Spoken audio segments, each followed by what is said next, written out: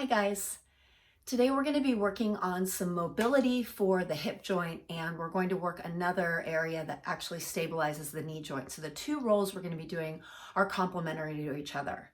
As always, I like to give you a visual, if I can, of what we're doing so that you can find the place of the ball and so that you can better understand why we're doing what we're doing.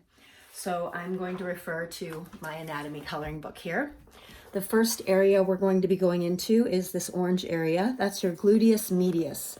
This is an abductor of the hip, which means it stabilizes the hip as you lift out. So you can see in that smaller picture, that orange area, as the person lifts the leg up and forward, that muscle is stabilizing the pelvis. So you can imagine if you're running or taking long strides, how important that is. So it's this orange muscle right there. This is your big gluteus maximus. And then these are all the rotators of the hips. Pretty amazing in there. See that piriformis there? You've probably heard of piriformis syndrome. It's actually kind of neat to see what that all looks like inside. So I highly recommend taking a look at this if you can, just to give yourself some guidance. You can also see that that gluteus medius wraps along the side of the body. So this area right here is really what we're going to be going into when we roll to the side. So that's going to be our first objective. And then our second objective is going to be the vastus medialis oblique fibers. So this muscle right here in this bright blue color is where we're going to be going, but we're going to be going more towards the knee joint. This muscle stabilizes the patella. It also extends the knee. So you can imagine when you pick up your leg and step forward, that's extending the knee. It's working with the gluteus medius as the gluteus medius stabilizes the hip while you extend your knee and walk or run, okay? So that's our little anatomical preview. You're gonna start with a ball and a block. That's all you'll need for today. We're going to go right into the right side of that area. So if you picture that orange area here, we're gonna put the ball right up there along the top of what's called the iliac crest, the bone. So we don't want to be up here on the bone. We want to be below it and that medial part. And then we're going to work our way outside. So I'm going to lay down first. I'm going to put my block on that ball side of my mat, whether that's right or left, it doesn't matter. We'll do both. And then I'm going to push my hips up, and I'm going to find the muscle that's flexing when I do that, that top glute muscle, and then I'm going to put my hips down. And initially that's probably going to be kind of on my gluteus maximus, but that's okay, we'll get there. Then I'm going to lower my knee any amount. So if this is already really painful, I might just lower it this far, right? But I think right now I could go that far. Good. All right, so immediately my glutes are firing up. I can feel them tensing and wanting to push away instead of absorb the ball. But I am going to mindfully relax myself, and I'm going to start my timer for 2 minutes, and I'm going to start to feel things kind of release, and I might even feel a sensation of pain going away.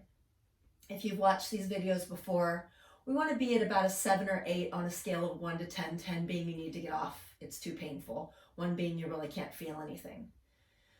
So remembering as I lay here still, my fascia is taking on a more viscous state so that I can get down deeper where the problem usually lies. Unless I'm working on scar tissue, the problems that we have in our muscles are usually closer to the bone initially, and then they work their way out.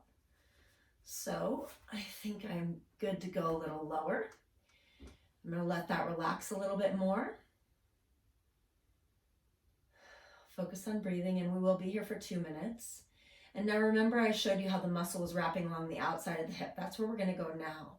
So I'm going to start to roll. And if you watch, I'm not rocking my hips. I'm actually rolling so that my body is moving more to its side.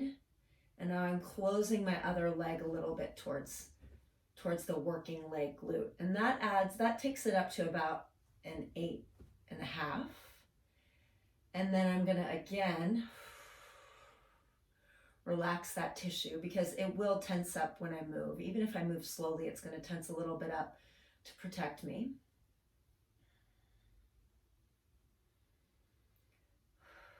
And we're about 1.5 minutes in. So I can feel that the area I really need to address is a little bit higher. So for me, I'm going to roll down so the ball travels up. And I'm going to do this nice and slow. And I'm really right now right up against the bone. So obviously that fascia is really stabilizing with the bone in that area. And that probably has something to do with the many years of battery my body has taken. Still holding together though. And then I'm going to take the block out if I feel like I can go the full distance. So I'm just going to take that block out. I'm going to really relax for this last 15 seconds here. Try and let the ball be fully absorbed. And if you think we're going longer, we are. Sometimes I'll do that. Really, I could stay here for anywhere initially up to 5 minutes. If you're well versed at self-myofascial release, I've heard of people staying for 45. That's not my jam. I'm here for just a few. And now to come out of this, I'm going to re-stand on my opposite foot. I'm going to push into that foot and lift up as I close my legs together and come off the ball. And I want to do that slowly. And again, I like just to take a moment in between sides to let the body relax. I can feel that my inner thigh got a little tight during that time. So I just want to give it a chance to relax. And we're actually going to go into the second roll now on this same side, really to give these two a complementary alignment. So let's go ahead and sit up. And remember, we talked about the second spot being the oblique fibers of the Vastus medialis. It's sometimes called the VMO. If you'll see me note sometimes VMO release on a workout, that's what this is. So we're gonna go I'd say about 3 inches up from your knee. And we're gonna be on our stomach. And we're gonna kind of lay like we're doing a Spider-Man push-up. And we don't really need the block here. We're just gonna lay here on the ball. And again, it's about 3 inches up from my knee. And I'm gonna first just start with stillness. Remember, when we're rolling for actual recovery and change, we don't wanna move a lot. So this isn't a warm-up roll where you're kind of rolling along the fascia. This is to fix things that are not aligned properly because there's too much calcification in the muscle or too much collagenation in the muscle. So now you'll see I'm just going to start to slowly roll my leg in this manner. So I'm going over and back, and I'm really feeling that more towards the front for me, more towards the front of my thigh is more effective. And then I'm going to start to straighten that leg out a little bit and rotate my hips towards the mat. And here I am. I found my 8 pretty quickly here. Notice if you're feeling a lot of tension right here, you can lower the whole leg so the situation is happening at a less of an angle. Try to let tension go. So if you're holding tension in that hip, just kind of relax it a little more. And again, I'm just slowly rolling a little bit more to where I intuitively feel the ball needs to be. And we didn't get into it too much in the beginning, but there's a muscle called the Sartorius that for people who cross their legs a lot, that muscle becomes very dysfunctional. And so you might actually be on that muscle because it intersects, fascia intersects with the Vastus medialis oblique. The muscles actually overlap, the Sartorius overlaps. So if you feel like a thunk, you want to stay right on the medial side of that thunk. You don't want to be on the front of the thigh for that. So we do want to be on the Vastus medialis oblique if we can be. But if you can't stay in one place because that fascia is pretty bound up, just go as close to it as you can and try and find your 8. And then eventually you can work towards staying on top of that area. It'll start to spread out so that you can stay on it. Ooh, whoa.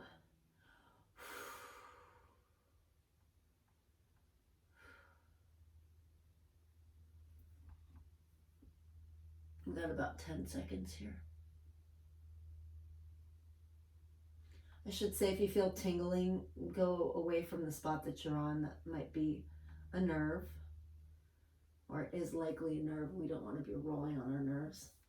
So to get out of this, I'm going to get out the way I came in. I'm going to slowly roll my knee back laterally, and I'll just kind of slide off. And we'll switch to the other side. We'll just go nice and slow on this one. So I'm already laying this way. I'm going to lay down on my back first. Please make sure that you're laying down first before you put the ball in. If you try and put the ball in and then lay down, you can cause yourself some unnecessary pain. And then I'm going to make sure my block is handy. Push my hips up. Lower down. I really want to be in the top of that butt cheek and really towards the side. And then I'm going to lower my leg down any amount. Again, you can have the block up higher. You don't have to have a block. You can use a pillow. These bean bags are really good because you can mold them to any height you want. And so initially, I'm just going to try, emphasis on the word try, to relax here, because when I do, it's pretty painful.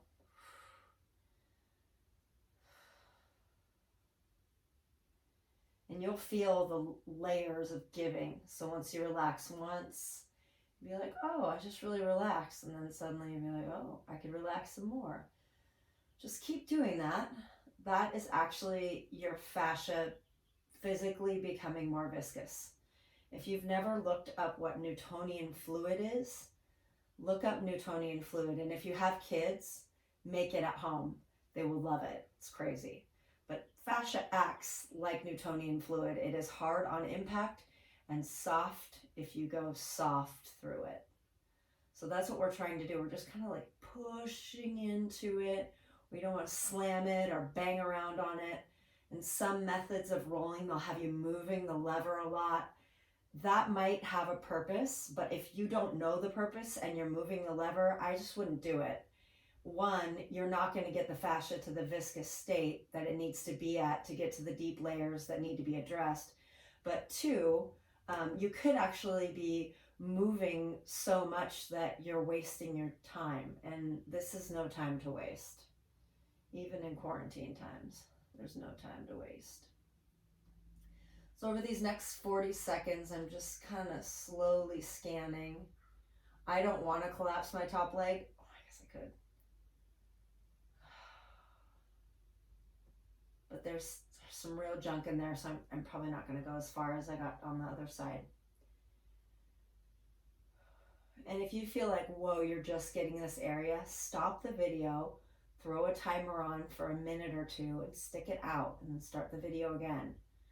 The longer you can really just follow this pain, I call it going to the dark side, just getting in there and letting it relax, the faster you can address these problems.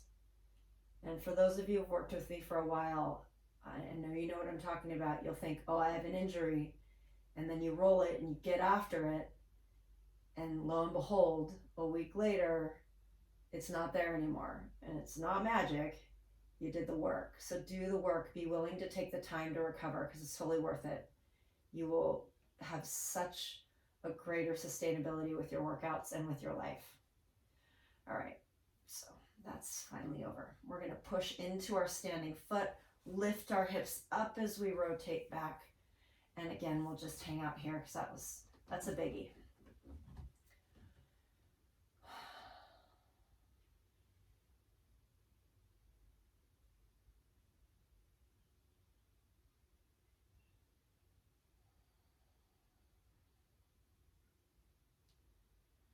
Okay, time to sit up and flip over. So we're going to go to our same side, Vastus, Medialis, Oblique. I'm going to get close to it. I don't really need the block unless I want something to hold on to. Find it there. And then initially, I'm not really feeling much. Well, yeah, I am feeling too much here. But again, like I could feel my hip just kind of let go. There's just some things that your body is going to naturally do to protect you. So just take a second when you first get on the ball. I'll hear this a lot with clients. I don't feel anything. And then I'll say, just chill. And it's a lot like when you're like trying to rest or you're trying to go to sleep and suddenly you realize like all of your muscles are pulling away from the bed or whatever you're laying on, and you relax and there's like a huge relaxation possible. That's kind of what your fascia is going through. And it almost happens more often when that's the site of injury. So, or the site of the problem, I should say. So now I'm going to start to slowly straighten my leg as I roll internally, and there she blows. Okay, there it is. So I'm looking for that 8, and then I'm relaxing, and I found it. So the response of the fascia has a lot to do with the response of your breathing. I wouldn't be on social media while you're trying to relax your body because it's very stimulating. So try to avoid like scrolling through your Instagram while you're trying to release your fascia. Sit with it. 1, because it's going to create anxiety in your body, whether it's good or bad anxiety. But 2, you can learn a lot about your body by sitting with it while you're rolling. So, for example, right now I have some, I wouldn't call it pain, but almost like a little highlight that's going down into my knee. And when I was hiking this morning, I was like, there goes my left knee. Well, lucky thing I'm doing that VMO release today. And on my own, I'll do the lateral one as well that I did week before last too. Because if I keep doing those 2 things, the map that I just talked about lighting up tends to start to go away. And I know my body well enough to know that if I don't do this stuff enough, I won't be able to do what I love to do most, which is hike and run and, be active. We've got about 45 seconds left.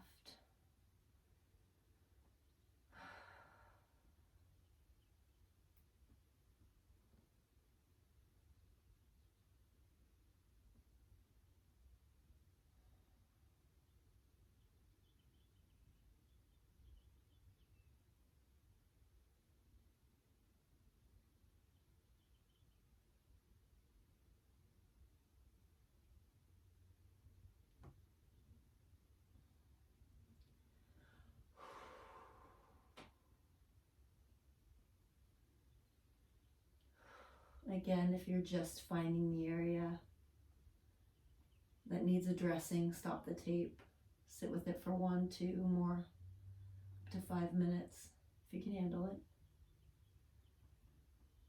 All right, you guys, and we'll slowly roll off.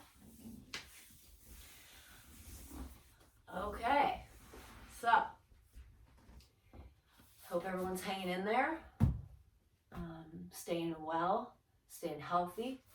Make sure if you're rolling a lot, well, even if you're not, you're drinking enough water, especially if you're working out a lot. And as we transition to hotter weather, people usually tend to drink more. But when you add rolling into your regimen, it becomes more and more important, because what we're looking to do is to get those areas that are bound of fascia that are trying to turn your muscle into a more collagen state. We're trying to smash those out so they can hydrate. And to do that, you need a little bit more water than maybe you're used to. So a good rule of thumb is half your body weight in ounces of water. So if you, easy example, if you weighed 200 pounds, that would be 100 ounces of water in a day. I know it sounds like a lot. Start your day with 2 cups and go from there. If you need help on that, let me know. I have a couple tricks of the trade that I can give you. Stay well, take care of each other, and I will see you next week.